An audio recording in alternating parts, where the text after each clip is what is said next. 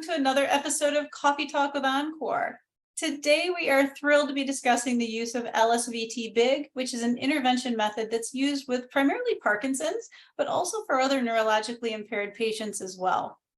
But today we are excited to be able to introduce Kim Williams, who's joining us for our Coffee Talk discussion. And Kim is a certified LSVT therapist, and she's going to be sharing with us some of her insights into how she incorporates LSVT BIG into her therapy treatments. So thank you, Kim, for joining us today and taking time out of your day to talk to us about LSVT BIG. We are so glad to have you here. Thank you for having me. So Kim, we are so excited that you're here. And you gave us a little promise right before we started recording that you were going to explain to us a snippet of the history of LSVT BIG and kind of an overview of what it is so that those of us who aren't as familiar can get a good idea of what we're talking about. Absolutely. LSVT stands for Lee Silverman Voice Treatment. And I know a lot of therapists scratch their heads saying voice treatment. It was initially developed as LSVT Loud. It was named after a patient that Dr. Lorraine Ramig was treating and decided that the treatment was successful in increasing her voice volume. So they named the treatment after the patient. It was incorporated in Germany.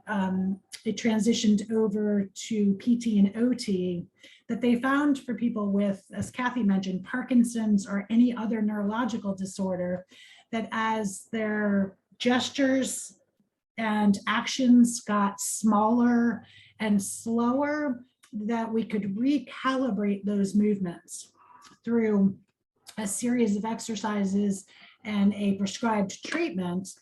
And they did a lot of research behind the program as to exactly what would work and what wouldn't work. So Kim, in the settings that we work in as therapists through Encore, how do you see BIG fitting into the patient's plan of care to increase their function and their independence? The thing about LSVT BIG is it's very different than our typical treatment sessions. It is very prescribed and very regimented in terms of what you have to do. The treatment is it must be 4 times a week for a minimum of 4 weeks. So it has to be 16 sessions at a minimum. You may find that patients aren't progressing as well as they need to, so you might need to extend that time, but the minimum time you would see them would be for 16 sessions. They also have to be willing to do things on their own to be able to continue their progression. So it doesn't stop with just therapy. The home exercise component is very important as part of the program. So Kim, we all kind of have in our head that image of what a therapy session looks like in a nursing home, right? So as an OT, I typically picture that traditional ADL or that meal prep activity. If I'm thinking of a PT treatment, I'm picturing that gait treatment. How is it different if it's that LSVT treatment? It is very different actually, but then there's some areas that overlap. So the prescription for LSVT is you start with maximum daily exercises. There are 8 exercises total. I should say 7, and then the 8th is actually a functional component task. That is, you do 5 sit to stands, trying to have the patient not use their arms. So those maximum daily exercises, you do 8 repetitions of. They say do 8. You don't need to do any more than that. It's not going to make a difference. And then there's 2 last exercises that they do 10 repetitions. LSVT Global provides you a home exercise sheet that you can give the patient. It has a little picture of the exercise as well as written instructions. So this is the homework component that I talked about.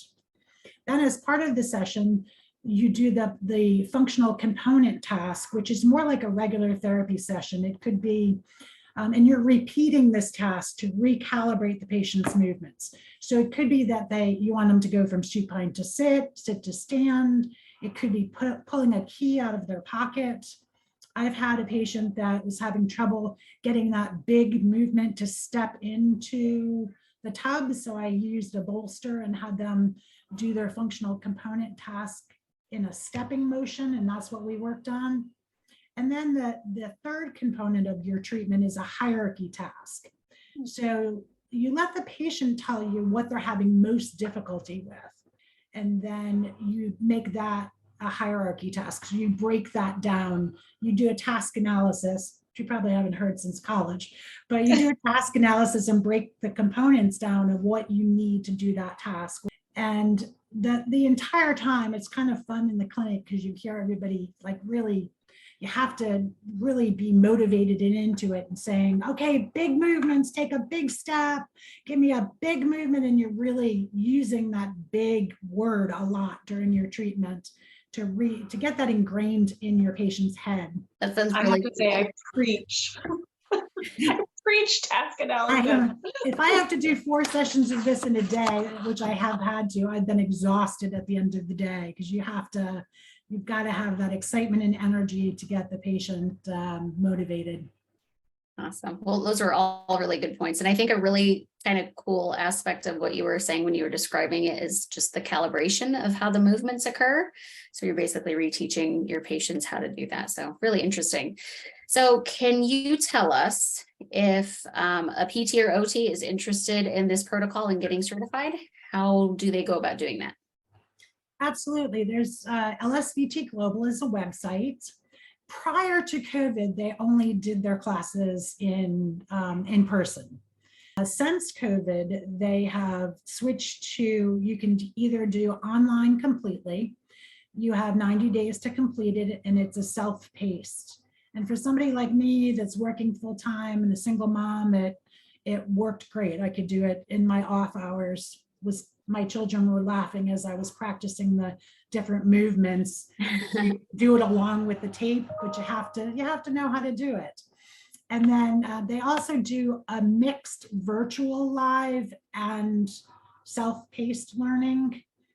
I've been certified I'm on the middle of my 2nd certification. So I've been doing it for 3 years. You have to get recertified every 2 years. Absolutely. Well, and I'm just picturing you, like you said, doing this in the therapy department where you are big and you are loud and you are working with that individual to really get them motivated and to kind of relearn those movements. Would you say there's any particular cases that stand out to you where you saw a person start at perhaps one level where they were just doing very small movements and very challenged in completing tasks, to seeing them at the opposite end of the spectrum at the end of the course of the LSVT treatments that you provided? There's one in particular that stands out to me. The community I work in is a CCRC.